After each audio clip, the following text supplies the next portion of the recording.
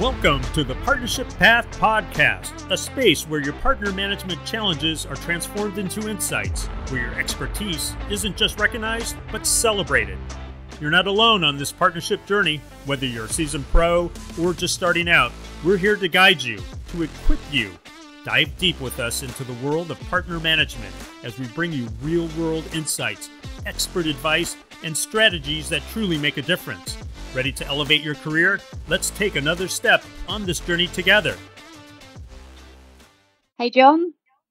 Hey, Toni. It's good to see you again, and I'm glad we're taking another step on the journey together. I know, it's great. I've got a question for you this week, this episode, this time on the podcast. All right. I've got a question for you. Bring it on. So sometimes when you're given feedback, when you're working as a channel professional, it might be said, you need to be more something. And something that was once said to me was, well, you need to be more strategic. But I don't think that's necessarily the kind of specific feedback that you need. You just need to be more strategic. So could we in this episode explore what does that actually mean in the context of a partnership relationship?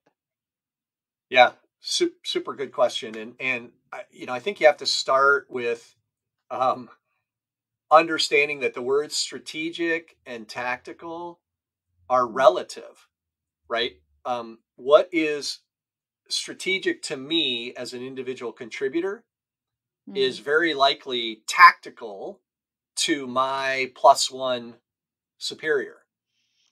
Yeah. And right, what's tactical to them is strategic to me. And so, right. So that's the first thing you have to always remember is there's this relativeness to those words. And so we have to be really careful about how we use them. To that point, we still use those words, but we always want to add more to it. What do we mean by that strategic? And I think in a partnership, when we talk about being more strategic or having a strategic plan or, talking more strategically with our partner, it's really about getting yourself to that senior executive level relative to the partnership, right? So let's also assign that, right? So for some partnerships, that means you need to be speaking at CEO level with the partner. But for other partnerships, when you're trying to partner with a huge, large organization, maybe you've got a partnership with Cisco, which is a massive organization. Strategic in your partnership may really be at kind of a VP or a senior VP or executive VP level. It's probably not at a C level because they're not paying as much attention to that partnership. And so, right, that leveling is the first most important thing to get right? Where is strategic in terms of my partnership? Key thing there is my partnership, not in terms of me, because I'm an individual contributor. And so it's way above necessarily where I might think strategic is, but we have to level it. So that's number one. And then I think number two is that means that it's got to be visionary and long-term relative to the partnership, right? Kind of how do we cast a vision of where we want to go together in this partnership? And the key thing about that is it's never a number. It's never, our strategic goal is X million dollars or X billion. It's not a number. I think the best way to think about it is, what do we want our partnership to be? What do we want to become as partners? Right? How's that resonate with you?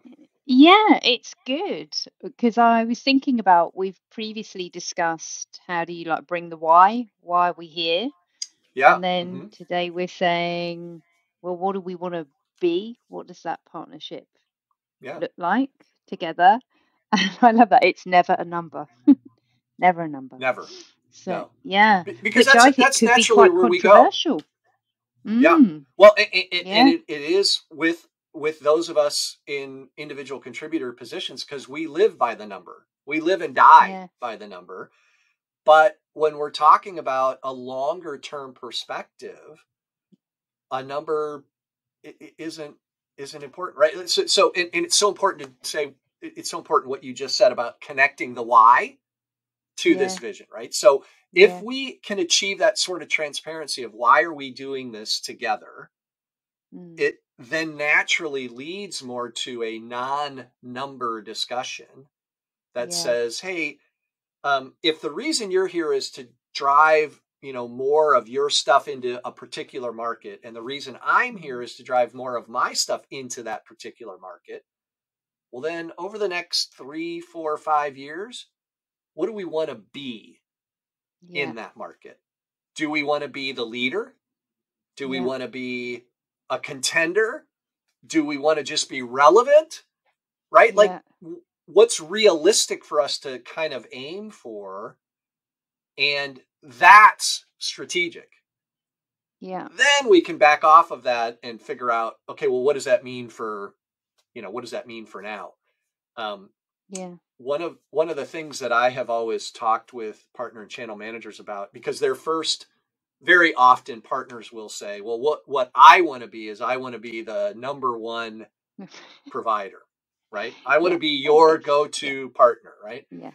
Yeah. And the right response to that is, okay, but what does that look like? Mm. Because to be the number one partner today with me would require X amount of sales, right? Yeah. Just to, for the sake of an example, it would require you to be selling 10 million a year. But if we Yeah. set our strategic goal today to be 10 million, by the time we get there, the number one partner will be much bigger than 10 million, Mm-hmm. right? So how do I know what the biggest number one or whatever, what that's going to look like 3, 4, 5 years? I can't. Mm. So it doesn't make sense for us to set the number as the goal. It makes more sense for us to say, well, what I want to be is a leader. I want to be a contender. I want to be relevant. I want to be, whatever. And then we can figure out, well, what would that look like this year and next year Yeah. and the year after that? And very likely ends up in more like year over year growth types of Yeah. targets, right? That what we want to be Yeah. is a partnership that's growing 50% year over Yeah. year, because Yeah. that's the only way we'll ever achieve our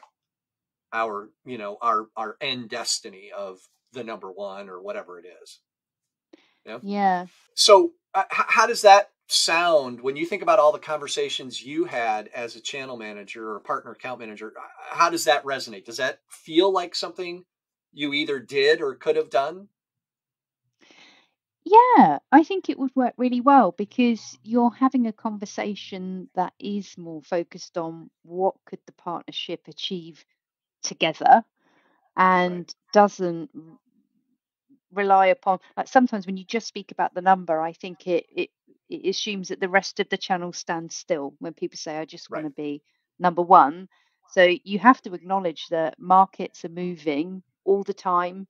Everybody is trying to develop their own niche or niche. Yeah.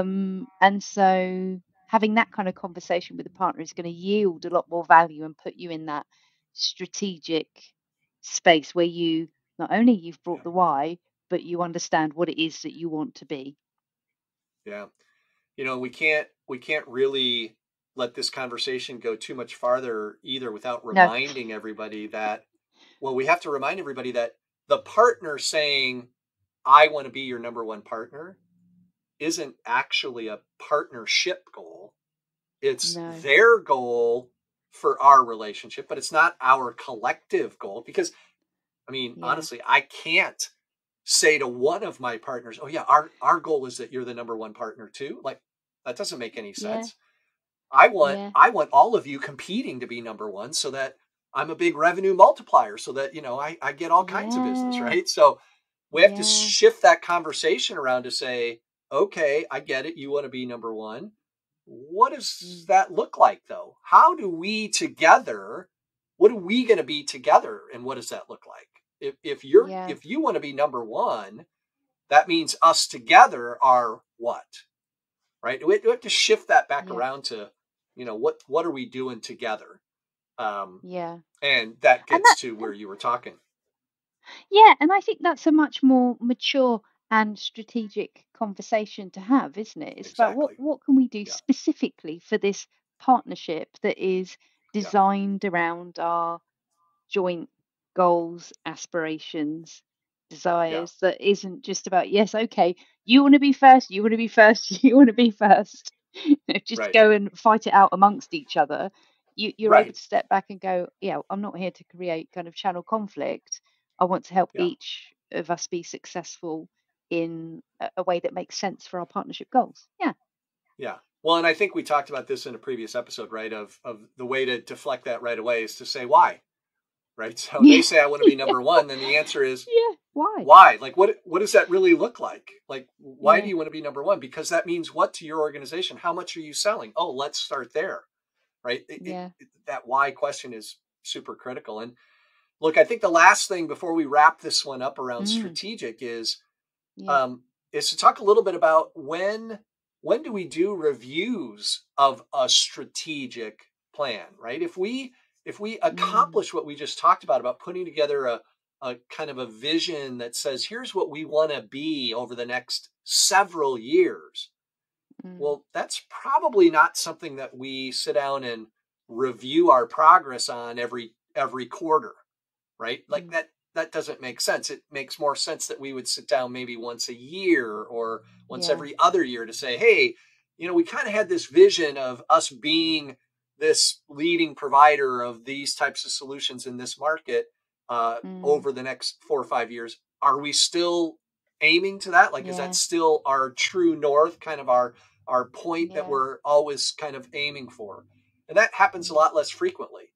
That's yeah. also for me another one of those kind of tests, right? If I'm sitting Mm, down with the partner and talking about my strategic plan every couple of yeah. months, it's probably not strategic. It's probably pretty Strate- tactical. Yeah. Yeah. And I like that idea of true north and saying we've kind of set a destination in mind. Well, Yeah. let's, occasionally, at the right moment, check if we're on track. Yeah. Hmm. Let's just use our compass to make sure we're still heading in the right direction. Yeah. Yeah. And what can we what challenge can we set our listeners this week, or what can we ask people to contribute? Yeah, I think it'd be.